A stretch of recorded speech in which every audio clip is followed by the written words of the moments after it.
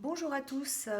Je vais faire une petite vidéo pas prévue en fait. C'est la première fois que je fais ça. J'ai eu des messages cette nuit de la part de mes guides concernant le coronavirus parce que j'ai l'impression que certains d'entre vous ont besoin de réponses, ont besoin d'éclaircissements. Et donc je ne pense pas apporter de gros éclaircissements sur la situation, mais en tout cas j'ai eu un message. Et ce matin donc j'ai tiré trois cartes. Et c'est en accord complet avec ce que j'ai entendu cette nuit. Donc je me dois de vous le faire, voilà, de vous en faire part, tout simplement. Euh, les guides m'ont chargé, je pense, de vous dire que de ne pas céder à la panique, de ne pas participer à toute cette polémique qu'il y a actuellement autour de ce virus. Les cartes, en fait, c'est ce qu'elles disent aujourd'hui. Elles vous demandent de faire confiance et que lorsque vous êtes dans le questionnement ou les doutes, vous devez vous retourner en toute sagesse vers vos guides, vers vos protecteurs, vers vos anges gardiens. Voilà, quelles que soient vos croyances et quelles que soient euh, les, les choses auxquelles vous croyez, on vous demande ici de faire confiance, qu'il y a une certaine vérité qui se trouve en tout cas dans le divin, à la source, et que toute la souffrance que nous pouvons ressentir actuellement, en fait, est liée effectivement au plan inférieur et que si nous restons dans l'amour et la paix, nous serons liés au plan supérieur.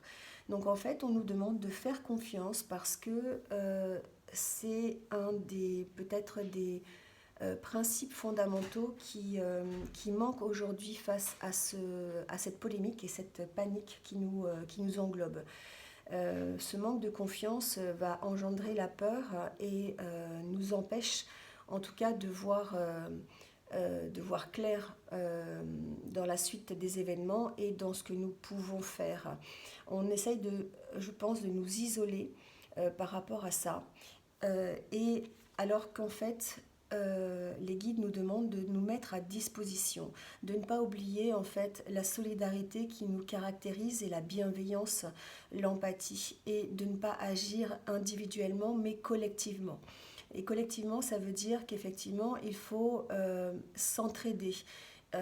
Il ne faut pas agir sur le plan individuel, comme on peut le voir actuellement peut-être avec les personnes qui dévalisent les grandes surfaces ou les personnes qui paniquent, voilà, quand on demande de ne pas se rassembler alors que peut-être euh,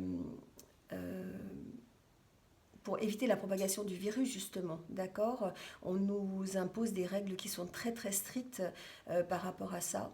Euh, et j'entends que par là, ça nous isole, ça nous conforte dans notre peur, dans notre panique, alors qu'en fait, on devrait être plutôt dans le don et dans se mettre à disposition, d'accord. Aider, en fait, aidé par peut-être...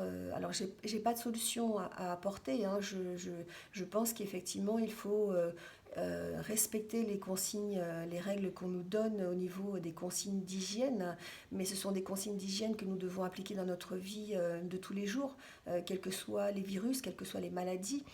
Se laver les mains, ça devrait faire partie de notre vie de tous les jours, d'accord. Et pas seulement parce qu'aujourd'hui, il y a du coronavirus. Donc, ouais, super, youpi, on a appris à se laver les mains. Ouais. Mais là, ce qu'on vous dit, c'est de ne pas rester dans l'isolement, d'accord, d'essayer quand même de garder contact. Parce que euh, ce qui est nécessaire, en fait, à ce passage, en tout cas, c'est vraiment de rester soudés les uns avec les autres et non pas de se diviser, hein. Souvent, on dit pour régner, il faut diviser. Et c'est vrai que on a l'impression que c'est un peu ce qui est en train de se passer aujourd'hui. Le conseil que nous donnent les guides aujourd'hui, c'est que effectivement, ça, c'est quelque chose qui est là, c'est quelque chose qui existe, mais qui va être pris en charge, peut-être pas rapidement, lentement, mais sûrement, d'accord? Peut-être que le message, c'est que on veut effectivement que tout soit rapide, que ce soit fini, revenir à notre vie, mais c'est ça qu'on nous demande, c'est de ne pas oublier de vivre, de ne pas oublier de garder en fait contact avec sa vraie vie, d'accord? On doit prendre le temps de vivre ce qui se passe en ce moment et tirer les leçons, et tirer les bonnes leçons. Ne pas se laisser dicter sa conduite, ne pas se laisser guider par sa peur, mais faire effectivement de ses angoisses et de ses peurs euh, un moyen d'être plus libre demain. Voilà, moi c'est ce que j'entends dans ce message des guides. Là, ce qu'on vous dit, c'est que nous allons y arriver. Nous allons y arriver lentement, mais sûrement. Le tout, c'est de ne pas paniquer, de rester solidaires les uns avec les autres, de se mettre à disposition si certains le peuvent. Je sais que les soignants le font, par exemple, voilà. De ne pas oublier nos priorités, d'accord? Peut-être que ça cache certaines choses. Euh, Là, je ne peux pas savoir, je ne suis pas dans les hautes sphères gouvernementales, mais en tout cas, le message que j'ai eu cette nuit, c'est de rester solidaire. Donc faites-le à votre niveau et d'avoir confiance, voilà, d'avoir confiance dans vos guides, d'avoir confiance dans vos protecteurs, dans les anges, en Dieu, dans les sphères spirituelles en tout cas. Voilà, c'était un petit message que je voulais passer, donc je ne sais pas si ça vous parlera. Moi, je me sentais le besoin, en tout cas, de le faire passer. Voilà, prenez ce qui résonne.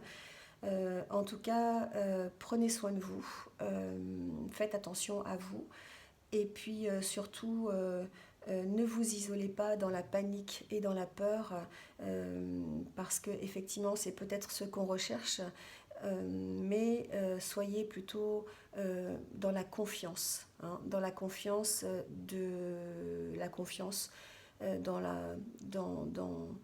euh, dans la possibilité de résoudre ce conflit. Voilà.